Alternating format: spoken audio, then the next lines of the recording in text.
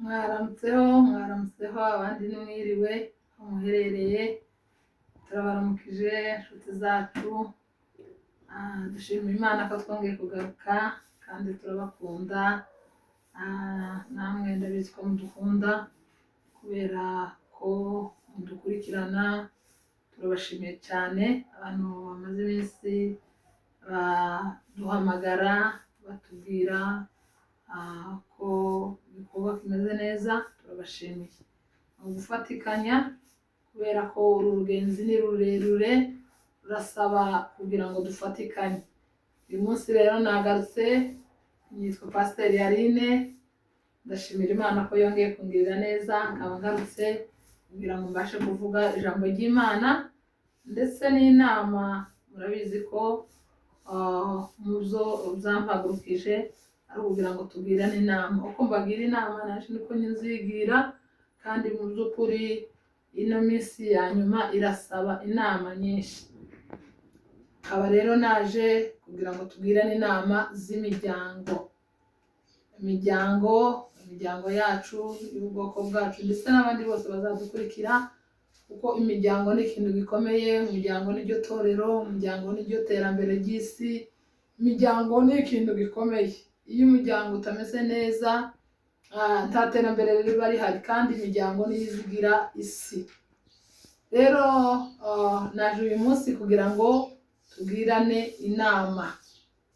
Iyo mbagira inama naje mba nkanyigira. Impamvu y'inama ni ukugira ngo tumenye uko tugenda muri ibi bihe bigoye, ibi bihe biruhije abantu, ibi bihe abantu batamenya uko bimeze, birimo ibibazo byinshi, birimo ibintu byinshi bidutera ugasanga ko turabura uko tubyitwaramo. Turi mu bihugu biteye imbere, hirya no hino aho dutataniye. Hari abari mu Rwanda, hari abari mu Uganda, hari abari muri Tanzania, hari abari muri Kenya, hari abari mu bihugu byo hanze. Ndabaramukije mwese cyane kandi mbashimira. Abantu bo muri Amerika nibo baza bankurikira aba mbere, ndabashimira cyane. Hakaba na gukurikira abo muri Kenya, ndagenda ndeba ibikurikiranye n'umubare. Mu by'ukuri ndabashimiye uburyo munkurikirana, kandi ntaranagerayo ariko mukankurikirana mukampamagara, ndabibashimiye. Nje rero kugira ngo tuvugane abagabo n'abagore n'abana. Ubwoko bwacu twahuye n'ibibazo bikomeye kuko tuziranye twese. Rero ahantu dutegeye umugisha wose wo kubaha Imana no kubaho ni mu rubyiruko, kandi niho hagize ikibazo. Urubyiruko rwacu rwagize ikibazo gikomeye. Rero nkabaje ngo tubashe kuvugana, tubashe kuganira. Twakora iki muri iki gihe? Abamama twakora iki? Abagabo twakora iki? Ikintu twakora ni ukwisunga Imana.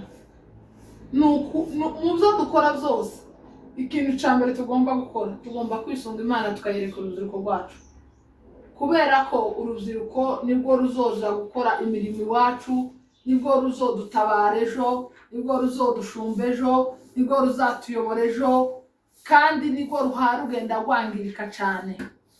Bikaba bisaba ko tugomba kugira imbaraga nyinshi yo kugira ngo twegere urubyiruko, tubashe kuba inshuti z'abana bacu, tubashe kumvikana. Umugore n'umugabo twicare dutekereze kumvikana. Ubu nazo ingo zagize ibibazo zo kutumvikana. Iyo abantu batumvikanye, nta kintu mwatera imbuto mu bana, noneho barangirikaho kurusha. Umugore n'umugabo tugende tubashe kuja inama, twumvikane, dusenge Imana turi hamwe, tuje inama turi hamwe. Abana babashe kutubona, babone ko turi hamwe. Nitubabwira babone dufite urugero rwiza. Twicarane nabo, tuganire nabo, dusengane nabo mu miryango, iriya mu miryango, mu nzu zacu. Abagabo mugende mukore inshingano zanyu.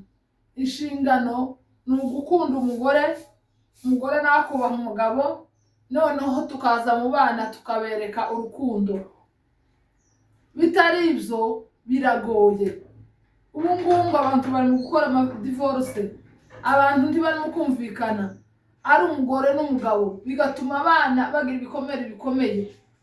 Tugende turekere ibyo.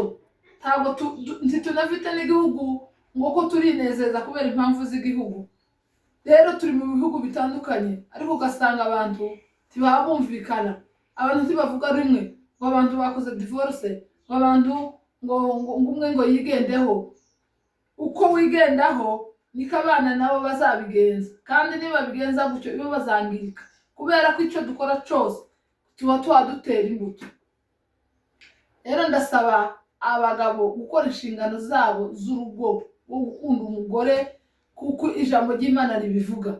Abagore nabo bakubaha kuko ijambo ry'Imana ribivuga, kugira ngo dufatikanye uburyo bwo kurera abana b'ubu. Tubasengere cyane, tubagire inshuti, tubabe hafi. Nubwo ibihe byatugoye, turi busy cyane, abantu bari mu kuba busy, ugataha ugasanga warushe, bazubwira ngo uvugisha abana warusha ubwawe uko ushoboye. Ariko muri ibyo ngibyo tugomba kugenda tugakora devoir yo gushaka uburyo tuzoza tubasha kubonana n'abana, kugira ngo abana bacu tubabyaze mu musaruro. Abana bagiye bangirika, bagiye bagira urugomo hirya no hino, turabinginga kugira ngo mureke kwivanga n'abantu bari mu gihugu cyabo, mureke kwiga imico y'amahanga, mureke kwiyandavuza, mukore ikintu cyo kwiga kubaha Imana no kwiga.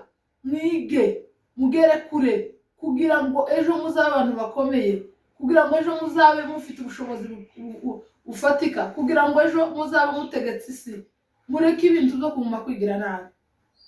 Rero uyu munsi nari naje kugira ngo tuganire ababyeyi, twicishe bugufi, duce bugufi, kugira ngo tubashe kubona uko tubwira inama abana bacu, tubagire inshuti, tumenye ko bahabagenda, tumenye uko bihabigenda. Iyo tubagira inshuti bazaza bagenda batubwira, kandi natwe tuzoza tumenya uko bahabagenda bakura. Ariko nitutabagira inshuti tukabasha kugira akazi akaba ariko dushira imbere, tuzasanga tuba dukorera ubusa, kandi twebwe tuba tugenda dusaza. Rero umunsi ijambo nateguye ryo kubasha kugira inama ndirekeho, nzagenda nkora uko nshoboye, kandi mu by'ukuri uko mbabwira inama niko naje nigira inama, kuko twese dufite abana b'urubyiruko. Kandi mu by'ukuri ababyeyi ikintu barangaje imbere ni Imana n'abana, kubera ko iyo abana babashije kubaha Imana ufite umugisha munini. Reka uyu munsi dusome ijambo ry'Imana hano, ijambo ry'Imana muri Zaburi 125. Haravuga ngo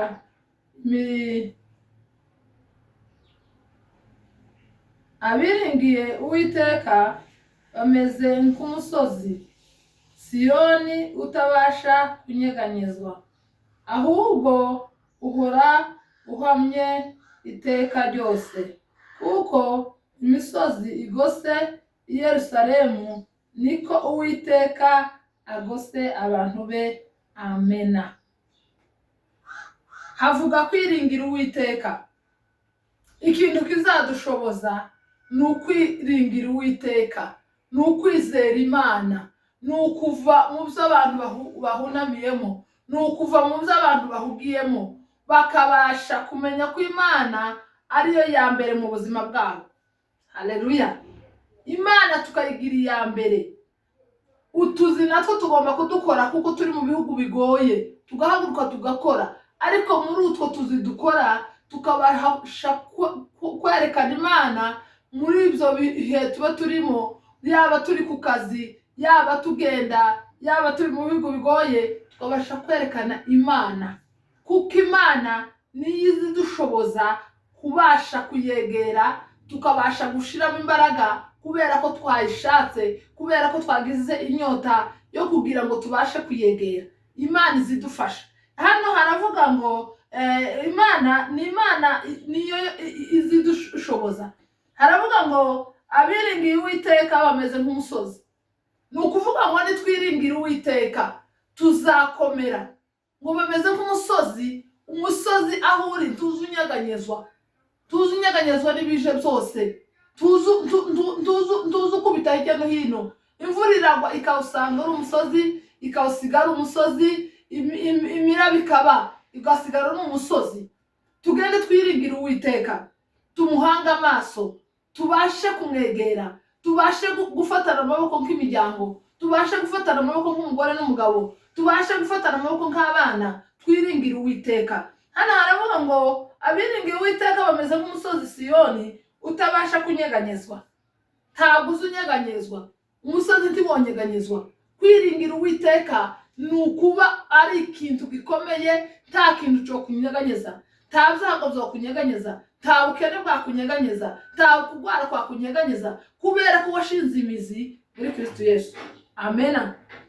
Hepfo akavuga ngo kubaha kuko imisozi igose i Yerusalemu, ngo niko Uwiteka agose abantu be. Kuko imisozi igose i Yerusalemu, igose umuhana, igose ahantu, ngo niko Uwiteka agose abantu be. Iyo wiringiye Uwiteka, iyo washinze imizi muri Kristo Yesu, uba umeze nk'umusozi ugoswe, nk'umuhana ugoswe n'umusozi.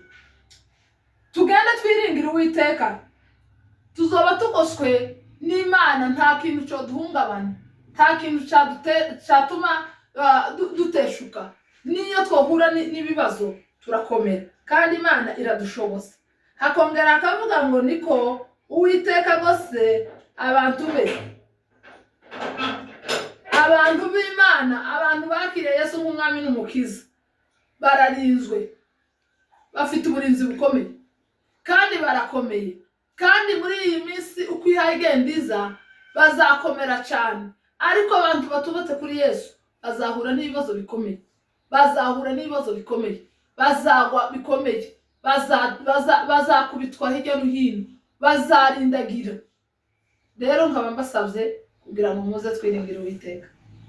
Uko mbasabye niko naje nisabye, kugira ngo Imana idufashe tubashe kwinjira mu Mana, kandi n'imiryango yacu tuyinshizemo, urubyiruko rwacu, abagabo bacu, abadamu. Imana izadufasha nitubasha kuyisunga, kuko yavuze ngo muze munsange, mushake ubwami bw'Imana no gukiranuka, ibindi byose muzabihabwa. Ni ukuvuga ngo nitubishaka n'ibindi byose tuzabibona. Tureke kunejezwa n'iby'isi ngo twabone iby'isi. Tureke kwiga ingeso z'amahanga, tureke kwiga ingeso zo gutandukana, tureke kwiga ingeso zo kutihangana, tubashe kwiga ingeso zo kwihangana, tubashe kurema imico yacu ku Mana, tubashe kuyizera, nayo izadufasha, kandi tuzakomera, tuzaba tumeze nk'umusozi. Ijambo ry'Imana ribane namwe, nanjye urivuze. Reka dusenge kubw'impamvu yo gushima Imana kubw'uyu munsi no kubw'ijambo ry'Imana. Mana, turagushimiye, turaguhimbaza, tugushimiye ko tugiriye neza, tukaba twabashe kuzuka turi bazima, tukaba tubashije kugera ahangaha kugira ngo tuvuge ijambo ryawe. Data, turagusaba kugira ngo uduheze kumenya kukwizera, udukomereze kwizera, uduheze kumenya kwihangana, uduheze kumenya kugendana nawe, uduheze kumenya kuvuga uko ushaka no gukora uko ushaka. Turakwiyegereje mu buzima bwacu, turakwiyegereje mu miryango yacu, turakwiyegereje mu bikorwa byacu za buri munsi. Turakwiyegereje Uwiteka kugira ngo ubane natwe, tugirire neza, tubisaze tubyizeye kandi tubyiringiye none n'ibihe byose, mu izina rya Yesu. Amena, amena, amena, amena.